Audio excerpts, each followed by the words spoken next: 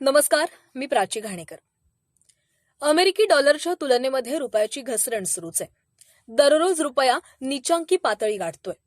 आता अनेकांना प्रश्न पडला असेल की डॉलरच्या तुलनेमध्ये जर रुपया घसरला तर त्याचा आपल्यावर काय परिणाम होणार.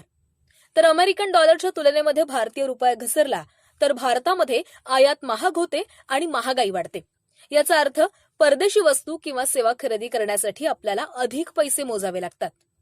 भारत आपल्या गरजेच्या सुमारे 80% कच्चं तेल आयात करतो. डॉलर मजबूत असल्यामुळे तेल आयात करण्यासाठी जास्त रुपये खर्च करावे लागतात आणि ज्यामुळे पेट्रोल, डिझेल आणि वाहतूक महाग होते.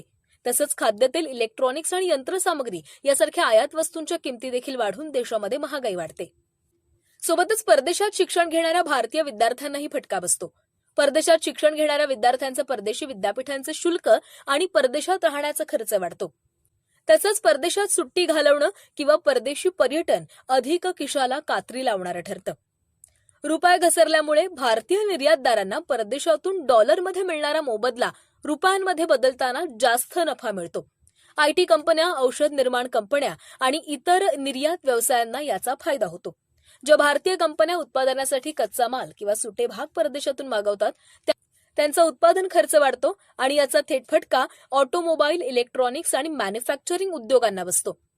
भारतीय कंपन्या किंवा सरकारनं जर परदेशामधून डॉलरमध्ये कर्ज घेतलं असेल तर ते कर्ज फेडण्यासाठी आणि व्याजाची परतफेड करण्यासाठी अधिक रुपयांची तरतूद करावी लागते.